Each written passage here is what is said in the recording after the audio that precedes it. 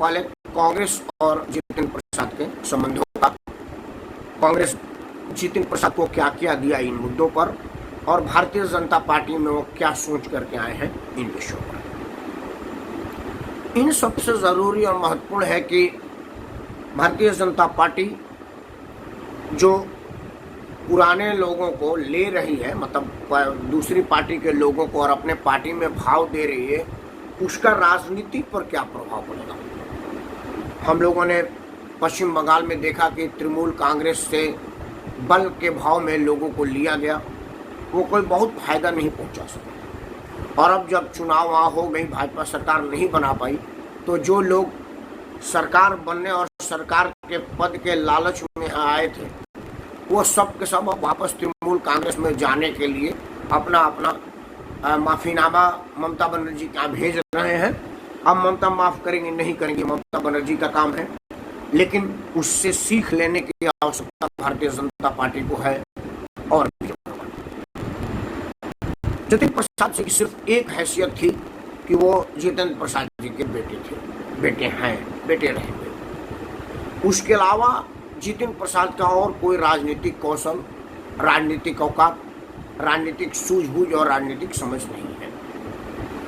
उनकी लोकप्रियता और उनकी राजनीतिक हैसियत, जनमानस में उनकी अप्रोच पर अगर बात की जाए, तो अभी जो उत्तर प्रदेश पंचायत और ग्राम सभा का चुनाव हुआ है, उसमें उनकी अपनी सगी भाभी जी खड़ी हुई थी और वो चुनाव हार गई।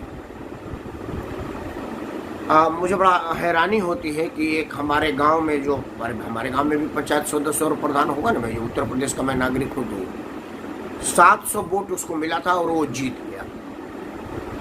तो जो आदमी अपने गांव में 500-700 वोटों का इंतजाम नहीं कर सकता, वो भारतीय जनता पार्टी जैसे बड़े पार्टी का क्या मदद करेगा, ये भाजपा बताएगी, जितेंद्र प्रसाद बताएंगे। मैं तो सिर्फ अंदाज लगा पा रहा हूँ कि क्या ये संभव है कि जो आदमी अपने भाभी को ग्राम पंचायत के चुनाव में 500 वोट नहीं दिलवा रहा, वो भारतीय जनता पार्टी को कितना वोट दिलवाएगा। खैर, भारतीय जनता पार्टी में आज ज्वाइन किए हैं, तो कल क्या देंगे उस पर बात होगी, लेकिन अब तक जो कांग्रेस ने उनको दिया है उस पर जरा 2 मिनट आपसे बात करते हैं। जितेंद्र प्रसाद का 25-26 वर्ष का उम्र था, युवा यंग थे। अभी हमारे गांव में कहते कि खेलने कूदने का उम्र है। उस उम्र में कांग्रेस ने उनको उत्तर प्रदेश जैसे बड़े राज्य का अध्यक्ष बनाया था, प्रदेश अध्यक्ष। अपने कैबिनेट में 4-4, 5-5 महत्वपूर्ण मंत्रालयों का राज्य मंत्री बनाया था। मतलब पेट्रोलियम मंत्री वो थे, शायद सड़क मंत्री भी थे, शिक्षा मंत्री थे। ऐसे महत्वपूर्ण मंत्रालयों में एमओएस थे जितेंद्र प्रसाद। कांग्रेस के संगठन में बड़े ओहदेदार थे, और उन सबसे ऊपर कांग्रेस में मंत्री और संतरी से भी बड़ी औकात मानी जाती है कि आप कांग्रेस आला कमान के एकदम करीब थे। आपकी भी वही हैसियत थी जो ज्योतिरादित्य सिंधिया की थी, मिलिंद दौड़ा की है, सचिन पायलट की है। मतलब जो यूथ ब्रिगेड है वो राहुल गांधी के करीब, जो राहुल गांधी का किचन कैबिनेट कहा जाता है। ये कहा जाता है कि ये लोगों को राहुल गांधी से अपॉइंटमेंट की जरूरत नहीं है। राहुल गांधी जब इन लोगों से मिलते हैं तो औपचारिक अनौपचारिक हर तरह की बात करते हैं। हंसना खेलना कूदना, हंसी मजाक से लेकर के बच्चों से लेकर बचपने तक की बात, मतलब बहुत औपचारिक और अनौपचारिक भी चर्चा होती है। जो आदमी राहुल गांधी से इतनी अनौपचारिक बातचीत का हैसियत रखता हो, राहुल गांधी के इतना करीब का सौभाग्य रखता हो, वो क्या हासिल करेगा नरेंद्र मोदी के पार्टी में आकर के, ये देखने वाली बात होगी। मुझे तो नहीं लगता कि जो रुतबा उनका राहुल गांधी के पास था वो रुतबा मोदी के पास होगा, क्योंकि मोदी ने अभी राजनाथ सिंह और नितिन गडकरी को गले नहीं लगाया है, जो उनके पहले से पार्टी का स्तंभ रहे हैं। तो ये फिर जितेंद्र प्रसाद क्या चीज है। खैर, अब मोदी जी क्या करेंगे भविष्य की बात है, मैं कोई भविष्य वक्ता नहीं हूँ, लेकिन जितेंद्र प्रसाद के लिए भाजपा के पहले वाली जो उनकी पार्टी थी कांग्रेस, और क्या दे सकती थी इससे आगे। मतलब कांग्रेस ने उनको जितना वो डिजर्व करते थे उससे कई गुना ज्यादा दिया। तो किस बात का मलाल? मतलब आप पद के बिना नहीं रह सकते, क्योंकि अब आपका दूसरा टेन्योर चल रहा है विदाउट पद का, और उसकी जिम्मेवारी आप ही जैसे लोग थे ना। आप ही लोग ना संसद में जीत के आते तो कांग्रेस की बहुमत होती, तो आप स्वयं हारे और अपने आजू बाजू के सीट भी हरवा दिए। मतलब उत्तर प्रदेश से तो करीब करीब सुपड़ा ही साफ करवा दिया कांग्रेस का। तो कांग्रेस सरकार कहाँ आप बनाती? आपका नाराज होना तब उचित लगता जब केंद्र में कांग्रेस की सरकार होती और आपको मंत्री परिषद नहीं दिया जाता। जैसे राजीव प्रताप रूडी का होना है कि राजीव प्रताप रूडी अडवाणी जी के मंत्रिमंडल में मंत्री थे, नरेंद्र मोदी ने उनको पूछा ही नहीं, तो उनका नाराज होना समझ में आता है। आप किस बात पर नाराज हुए मेरे समझ में नहीं आता है। मित्रों, कोई कहेगा कि आपके बात से कांग्रेस समर्थक कब्बू आता है। नहीं, मैं भारतीय समर्थक हूँ, भारत का समर्थक हूँ, भारतीय राजनीति में सुचिता आवे इस बात का समर्थक हूँ। मैं कभी नहीं बर्दाश्त कर सकता, अच्छा मान सकता कि कोई आदमी किसी पार्टी में, कोई संगठन में ये सोच करके आए कि मुझे सिर्फ पद ही मिलेगी, अगर पद नहीं मिलेगी तो मैं फिर नहीं रहूँगा। ऐसा मुझे नहीं लगता कि इस तरह की सोच किसी को रखनी चाहिए और ये सोच उचित है। अगर ऐसा है तो फिर अनुचित क्या है? आपने ज्योतिरादित्य सिंधिया को देखा। ज्योतिरादित्य सिंधिया कांग्रेस में मंत्री थे, बहुत ओहदेदार थे, राहुल गांधी के करीबी थे। भारतीय जनता पार्टी में आकर के वो क्या हासिल किए ये तो राहुल गांधी, ज्योतिरादित्य सिंधिया जानेंगे, और राहुल गांधी ने क्या खोया ये राहुल गांधी जानेंगे। मेरा अपना मानना है कि इस तरह के लोग अगर छोड़ के चले गए तो मैं अगर कांग्रेस का नेता राहुल गांधी होता तो मैं खुशियां मनाता कि चलो एक लाइबिलिटी थे वो चले गए, क्योंकि जितिन प्रसाद एसेट्स तो कभी नहीं थे, पॉलिटिकल एसेट्स तो वो थे नहीं। एसेट्स कहा जाता है जिसकी कोई कीमत होती है, जिसकी मार्केट वैल्यू होती है, जिसको दिखा करके मार्केट से लोन लिया जा सकता है, मार्केट में बेचा जा सकता है। इस तरह के तो जितिन प्रसाद अपने ही नहीं थे, खुद का चुनाव हार गए थे, ग्राम पंचायत के चुनाव में भी नहीं अपने परिवार के लोगों को जिता पाए, तो वो क्या हैसियत सा ये समझ में आ गया। अब भारतीय जनता पार्टी में आकर के लाइबिलिटी बनेंगे कि एसेट्स बनेंगे, ये भाजपा जाने। मुझे तो इस बात की चिंता कि भारतीय जनता पार्टी ने उनको ज्वाइन किस खुशी में किया, क्या दे करके दिया। मैं बहुत राजनीतिक सोच लगाया, विश्लेषण अपने मन में किया, तो एक बात मेरे समझ में आई इनके शामिल होने के कारण, वो ये कि इस टाइम मीडिया का मुद्दा था कि जोगी जी आगे निकल गए या मोदी जी। मीडिया में कुछ लोग जो मोदी विरोधी हैं, जिन लोगों का भारतीय जनता पार्टी का विरोध करना ही सुबह से शाम तक का सगल है, वो लोग ये तक निकाल लाए ट्वीट खंगाल करके कि नरेंद्र मोदी ने योगी आदित्यनाथ को जन्मदिन का बधाई नहीं दिया। मतलब जैसे वो अगर बधाई दे देते तो योगी जी 100 साल जी जाते, और अगर बधाई नहीं देंगे तो 100 साल नहीं जिएंगे। इतनी छोटी और हल्की चीज़ों के भी विश्लेषण भाजपा और मोदी विरोधियों ने ट्विटर पर और यूट्यूब पर कर दिया। समाचार में तो आजकल कहीं है नहीं। तो उन लोगों को एक मुद्दा दे दिया जितिन प्रसाद की ज्वाइनिंग। अब योगी मोदी के संबंधों पर, उत्तर प्रदेश का राजनीतिक भविष्य पर, मंत्रिमंडल विस्तार होगा कि नहीं होगा पर चर्चा नहीं हो रहा है। अब हर जगह जितिन प्रसाद की चर्चा है।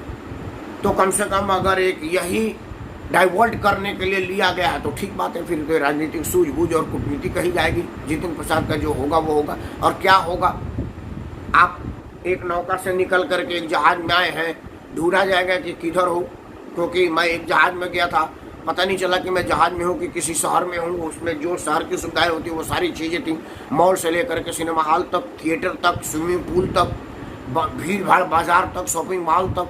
तो मैं समझा कि ये नाव पर हूँ या किसी शहर में हूँ, किसी शॉपिंग मॉल में हूँ, समझ में नहीं आ रहा था। तो वो तो खोजते रह जाएंगे अपने आप को कि मैं कहाँ हूँ, किस छोर पर हूँ। मैं अंदर गया वो नाव में, तो मेरे को समझ में नहीं आई कि मैं नाव जिधर जा रहा है मैं उधर हूँ या जिधर पीछे हूँ कि आगे हूँ कि साइड में हूँ कि बीच में हूँ, समझ में नहीं आ रहा था। पहली बार बैठा था उतनी बड़ी नाव में। लोग जहाज कहते हैं, हम तो नाव कहेंगे। तो इनकी भी स्थिति यही है। इनके कांग्रेस छोड़ने से एक बात तो स्पष्ट हो गया कि ये ऐसे लोग हैं जो सत्ता के बगैर एक मिनट भी सांस नहीं ले सकते। उनको ऐसे होगा जैसे कोरोना में ऑक्सीजन की कमी महसूस होती है मरीज को और उसको कृत्रिम ऑक्सीजन दिया जाता है सिलेंडर के माध्यम से। तो वही कृत्रिम राजनीतिक सत्ता का ऑक्सीजन लेने के लिए भाजपा के सिलेंडर के करीब आए हैं। अब देखते हैं कि मास्क लगाया जाता है कि बाहर से सुनाया जाता है, ये तो कोई सुनाएगा।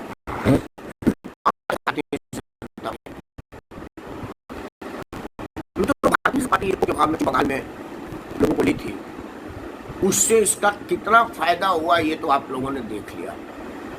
अब उत्तर प्रदेश में आते हैं, तब से समाचार चैनलों पर ब्राह्मण आया, ब्राह्मण लाभी का फायदा होगा। उत्तर प्रदेश में ब्राह्मण विरोध को काउंटर करने के लिए एक ब्राह्मण को लिया गया। तो मैं ऐसे कम अकल इंसानों को जो कि ये बेबुद्धि वाला विश्लेषण करते हैं, मैं उनमें 2 4 5 नाम बता देता हूँ। उत्तर प्रदेश को 4 हिस्से में बांट के देखें, पूर्वांचल, पश्चिमांचल, ग्रीन बेल्ट और ये जो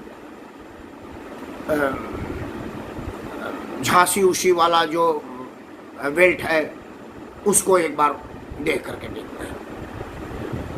पूर्वांचल में भाजपा के अध्यक्ष होते थे महेंद्र पांडे, केंद्र में मंत्री भी हैं या थे मुझे मालूम नहीं है, तो एक बड़ा नाम है।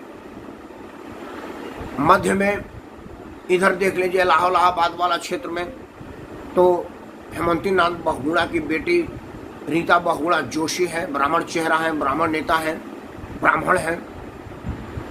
इधर लक्ष्मीकांत वाजपेयी हैं, भारतीय जनता पार्टी के अध्यक्ष भी थे, कदावर नेता थे, और भी बहुत सारे ब्राह्मण नेता हैं। अभी एक उप मुख्यमंत्री भी ब्राह्मण है भारतीय जनता पार्टी का, दिनेश शर्मा। तो इस तरह के तमाम पूज्य पंडितों के होते हुए अब एक ये आकर के क्या कमी पूरा कर देंगे?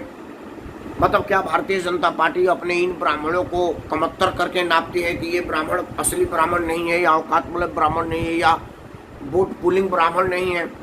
और ये जितिन प्रसाद बहुत वोट पुलर है, तो वोट पुलर कितना है ये तो उनके भाभी के चुनाव में पता चल गया और खुद के चुनाव में पता चल गया है कि ये कितने वोट से जीते थे। मेरे ख्याल से एक बार दूसरा पोजीशन था, एक बार तीसरा पोजीशन था, एक बार में जमानते जब्त था। तो अगर इस तरह के वोट पुलर हैं, ये हम सब देख रहे हैं। तीसरा एक महत्वपूर्ण बात बताता हूँ। मैं जैसे मान लो मैं बलिया से हूँ और बलिया से 30 साल से मैं भारतीय जनता पार्टी का झंडा उठा रहा हूँ। हालांकि मैं बलिया में नहीं रहता, मैं दिल्ली में रहता हूँ। मैं एग्जाम्पल के लिए क्या, मैं अपने जिले का नाम का इस्तेमाल कर रहा हूँ। और 30 साल से मैं संगठन में काम कर रहा हूँ। जो संगठन ने दायित्व दी, उन्होंने दीवार पर बैनर चिपकाने के लिए कहा, मैंने वो कहा। उसने नेता की दरी बिछाने के लिए कहा, वो कहा। उन्होंने घर घर जा कर के पर्ची बांटो और पार्टी की बात रखो, मैंने वो किया। और अपने मन से भी जहाँ जहाँ रहा माउथ मीडिया के रूप में भारतीय जनता पार्टी का प्रचार किया। जमीन से लेकर के अब संगठन के उस स्थिति पर आया जहाँ आदमी आस लगा सकता है कि अब मुझे जरूर टिकट के योग्य समझा जाएगा, क्योंकि अब मैं जो स्व मूल्यांकन कर रहा हूँ उसमें मैं जो अभी के टिकट पर जीत के गए हैं उनसे कमतर करके मैं अपने आप को नहीं आंकता, बाकी पार्टी जाने।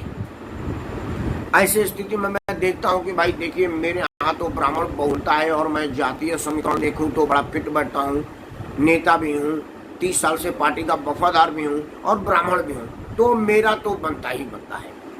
तब तक पता चले कि एक पैराशूट से ब्राह्मण को उतारा गया और उसको टिकट से नवाज दिया गया, तो फिर मेरा 30 साल तक का मदद करना तो कोई काम का नहीं रहा। मेरा 30 साल तक का मदद तो बेकार चला गया। मतलब भारतीय जनता पार्टी अपने कार्यकर्ताओं, जो जमीनी स्तर के कार्यकर्ता हैं, उनका कोई भाई वैल्यू नहीं है। जो लोग कल तक भारतीय जनता पार्टी का विरोध करते थे, मोदी के नीतियों का आलोचना करते थे, मोदी को खून का प्यासा और लाश का सौदागर कहते थे, अब वो लोग आए हैं तो बड़े मोदी भक्त हो गए।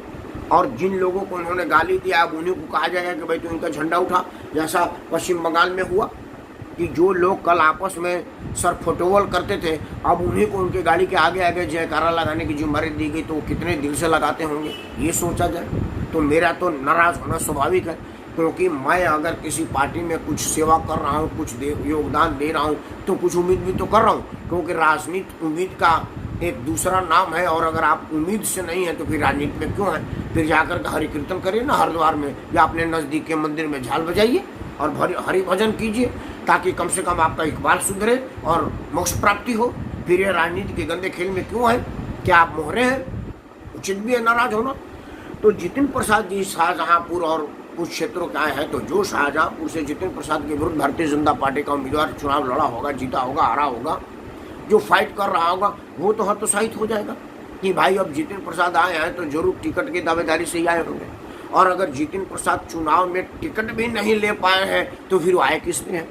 भारतीय जनता पार्टी के लान में घास काटने के लिए आए कि चलो भाई भारतीय जनता पार्टी का 7 स्टार होटल ऑफिस बना है, हर फ्लोर पर लाखों लाख गमले पड़े हुए हैं, उसमें पानी डालने वाले एक आदमी की जरूरत है, जितिन प्रसाद उसमें पानी डालेंगे? क्या जितिन प्रसाद को इसलिए लाया गया है, या लखनऊ वाले ऑफिस के बाहर घास काटेंगे? नहीं, स्वाभाविक है कि वो इसलिए नहीं आए होंगे। अब आते हैं जितिन प्रसाद के हैसियत पर भारतीय जनता पार्टी में। मित्र, जितिन प्रसाद उत्तर प्रदेश के कांग्रेस के अध्यक्ष थे, केंद्र में मंत्री थे, 3-3, 4-4 मंत्रालय का, कांग्रेस संगठन में भी वरिष्ठ पद पर थे, कांग्रेस के आला कमान के सबसे करीबी थे, और भाजपा ज्वाइन किए तो किसके सामने? पीयूष गोयल। पीयूष गोयल का भारतीय जनता पार्टी में कोई हैसियत नहीं है। हालांकि आपको पता होना चाहिए कि नरेंद्र मोदी के बाद जितने खास मंत्रालय है, कोई नहीं मंत्रालय लिया जाता है, वो पीयूष गोयल को दे दिया जाता है। वो इसलिए नहीं कि उनके पिताजी भाजपाई थे, वो इसलिए कि पीयूष गोयल चार्टर अकाउंटेंट है और भारतीय जनता पार्टी के सभी शीर्ष नेताओं का अकाउंट मैनेज करते हैं। तो कहा जाता है ना कि नेता 2 ही आदमी से डरता है, अपना बॉडीगार्ड से, रसोईया बॉडीगार्ड, वो एक ही बात हो गया, मतलब घरेलू नज़दीकी स्टाफ से, या अपना फाइनेंस का मैनेज करने वाले से, क्योंकि सब 1 नंबर 2 नंबर की संपत्ति का ज्ञान उसको होता है। अरे हम जैसे साधारण लोगों का जिनके पास लाख 2 लाख रुपया का बैलेंस शीट बनता है, उनका चार्टर अकाउंटेंट को पता है। मैं कहता हूँ कि क्या करिएगा कि कमाई तो 5 लाख का हुआ था, उसने 3 लाख कैश दिया है, तो उसको मत दिखाइए, घर में खर्चे में चला दूंगा। वो कहता हाँ ठीक है। तो जब मेरे जैसों के लाख 2 लाख रुपया ही कैश हो पाता है, कहीं कहीं से किसी ने दे दिया, तो वो हमारे सीए को पता थी, तो बड़े लोगों को बड़े बड़े सूटकोस में, बोरों में और अटैचियों में भर के आता होगा, तो उनको तो पता ही है। तो पीयूष गोयल का इस हैसियत से तो बड़ा वैल्यू है, वो एक अलग बात है, लेकिन वो वैल्यू राजनीतिक वैल्यू और एक जो राजनीतिक दिखने वाला पद होता है वो तो नहीं है, ये तो सबको पता है। वो उत्तर प्रदेश के अध्यक्ष के सामने भी ज्वाइन करते तो कहा जाता है कि यूपी से हैं, पार्टी के उपाध्यक्ष के सामने भी ज्वाइन किए जाता करते तो कहा जाता, या पार्टी के वरिष्ठ नेता अमित शाह के सामने ज्वाइन करते तो कहा जाता, प्रधानमंत्री के सामने कर बड़ी बात हो गया। लेकिन भारतीय जनता पार्टी के राष्ट्रीय अध्यक्ष तकनीकी श्री जेपी नड्डा भाजपा मुख्यालय में थे, लेकिन वो भाजपा में जितिन प्रसाद को ज्वाइन कराने के लिए नहीं आए। उनको पीयूष गोयल ने ज्वाइन कराया और उसके बाद अध्यक्ष उनसे मिले। पहले खबरों में दिया गया था कि पहले जाएंगे जेपी नड्डा के ऑफिस में, उनसे मुलाकात करेंगे और तब आकर के ज्वाइन करेंगे। मतलब जेपी नड्डा ने कहा कि पहले इनके गले में भाजपा का पट्टा डालो, उसके बाद लेके आओ, उसके पहले हमारे ऑफिस में भी नहीं आ सकते। तो जिस आदमी को ज्वाइन कराने के लिए भाजपा का अध्यक्ष अपने ऑफिस से अपने प्रेस रूम तक नहीं आ सकता, ये 4 कदम चलने की जहमत नहीं उठा सकता या उनको वाव नहीं दे सकता, तो आगे उनके साथ कितना भाजपा नेतृत्व चलेगा ये देखने वाली बात है। भाजपा ज्वाइन करने के पहले वो अमित शाह को मिलने के लिए गए थे, वो टीवी में दिख रहा था, अंदर क्या बात हुई वो छोड़ दीजिए। अमित शाह ने कोई मोबाइल का भी वीडियो या फोटो ट्वीट पर नहीं डाला कि आज हमारे यहाँ मिलने आए थे। मतलब वो जैसे मैं उनके यहाँ मिलने जाता हूँ, मिले हाय हेलो के चले गए, उस तरह की वैल्यू मिली है। तो अब ये सोचने वाली बात है, समझने वाली बात है, जितिन प्रसाद को अपने अंदर आत्ममंथन करने वाली बात है कि भाजपा ज्वाइन करते ही उनकी क्या हैसियत है। अगर वो ये कहना चाहते हैं कि पुराने पार्टी में मेरी कोई रेस्पेक्ट नहीं थी, तो भारतीय जनता पार्टी में कितना रेस्पेक्ट अभी 1 बजे से लेकर के अब तक मिला है ये वो बताएं। क्योंकि जो आदमी कैबिनेट में मंत्री रहा हो, केंद्र में 2-2 3-3 बार मंत्री, 2-2 3-3 मंत्रालय संभाला हो, और उत्तर प्रदेश से देश के सबसे बड़े पुरानी पार्टी का प्रदेश अध्यक्ष रहा हो, उस आदमी को भाजपा का अध्यक्ष भी ज्वाइन कराने के लिए अपने ऑफिस से बाहर ना निकले, तो ये तो प्रतिष्ठा वाला बात नहीं है, जहां तक मैं समझ सकता हूं, जितनी राजनीति की मुझको समझ है। लेकिन मित्रों, जितिन प्रसाद का राजनीतिक ज्ञान तो निश्चित तौर से मेरे से ज्यादा होगा, उससे मंत्री पद पर और अध्यक्ष पद तक पहुंचे हैं। मुझे तो नीत आप जैसे लोगों को देख करके, सुन करके, समझने को के शक्ति को ऐसा ही है। उनको तो जन्मभूमि में राजनीति मिला है, क्योंकि उनके पिताजी, उनके दादाजी 3 पुश्त राजनीति के शीर्ष पर रहे हैं। उनके पिताजी कभी कांग्रेस के अध्यक्ष की चुनाव लड़ने की साहस किए थे। हालांकि अलग बात है कि उनके बाद उनका निधन हो गया, ईश्वर उनकी आत्मा को शांति ही दिए होंगे, लेकिन जब निधन हुआ तो अशांति थे, अध्यक्ष का चुनाव लड़ते लड़ते रह गए। तो वो इस कद के थे, तो ऐसे ऊंच नीच उतार चढ़ाव जितिन प्रसाद ने देखा है, तो फिर ये हल्के थपेड़े से क्यों हिल गई ये जितिन प्रसाद जाने। और उस थपेड़ों से खुद के झोली में गिरी हुई लावारिस पेड़ की आम की तरह से भारतीय जनता पार्टी ने अपने टोकरी में क्यों डाल दिया, ये भारतीय जनता पार्टी समझिए। लेकिन मैं एक संगठन पर भरोसा करने वाला आदमी हूँ, संगठन को मानने जानने वाला आदमी हूँ। मेरा अपना मानना है कि किसी भी संगठन को खड़ा करने में उसके कार्यकर्ताओं का बहुत योगदान होता है, और कार्यकर्ताओं का इग्नोर पार्टी के हित में नहीं होता। और जो लोग आपके साथ पुराने लोग हैं, पहले से लोग हैं, उनको मजबूती के साथ पकड़े रहिए, क्योंकि वही असली शक्ति है। मेरा मानना है कि महत्वपूर्ण ये नहीं है कि आपके पास कितने लोग हैं, महत्वपूर्ण ये है कि आपके पास कितने दिन से लोग हैं, कैसे कैसे परिस्थितियों में आपके साथ रहे हैं, ये महत्वपूर्ण है। खैर, जितिन प्रसाद का अगला भविष्य क्या होगा, हम तो उनको शुभकामनाएं देते हैं, जहाँ रहें आनंद रहें। और भारतीय जनता पार्टी को इससे क्या फायदा होगा, मैं तो भाजपा को भी शुभकामनाएं देता हूँ कि उनसे उनको लाभ मिले। लेकिन ये पब्लिक है, सब जानती है, सबकी कले पहचानती है। इन्हीं शब्दों के साथ मैं राकेश परमार आप सबको एक बार पुनः हाथ जोड़ कर प्रार्थना करता हूँ कि कोरोना अभी गया नहीं है, और कोरोना के में मिले छूट का आप लूट करके मिसयूज ना करें।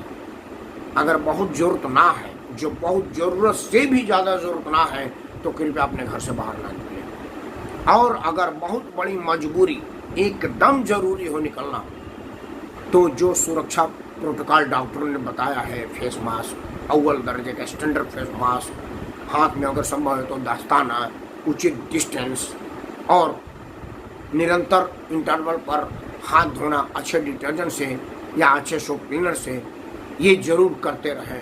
और अगर बाहर निकलें, किसी और वस्तु पर हाथ टकराए तो हाथ में, मुंह में, नाक में, आँख में इस तरह से अपने चेहरे पर हाथ ना ले जाएं, ये भी एक प्रिकॉशंस है। चेहरे पर हाथ ले जाने के पहले अच्छी तरह से हाथ को साबुन से धो लें, उसके बाद चेहरे पर ले जाएं। तब इन सब बचाव से करेंगे तो आप अपने आप का बचाव करेंगे, क्योंकि संसार के लिए आप एक संख्या हैं और अपने परिवार के लिए आप पूरा एक संसार है। इस चीज़ की ज्ञान आपको हो, इस चीज़ का भरोसा आपके हो, तभी जा करके आप अपने आप को पहचान पाएंगे और बचा पाएंगे। इन्हीं सब के साथ मैं राकेश कुमार आप सबके कुशल क्षेम की कामना करते हुए ईश्वर से प्रार्थना करता हूँ कि आप सब निरोग रहें, निश्चिंत रहें और मस्त रहें।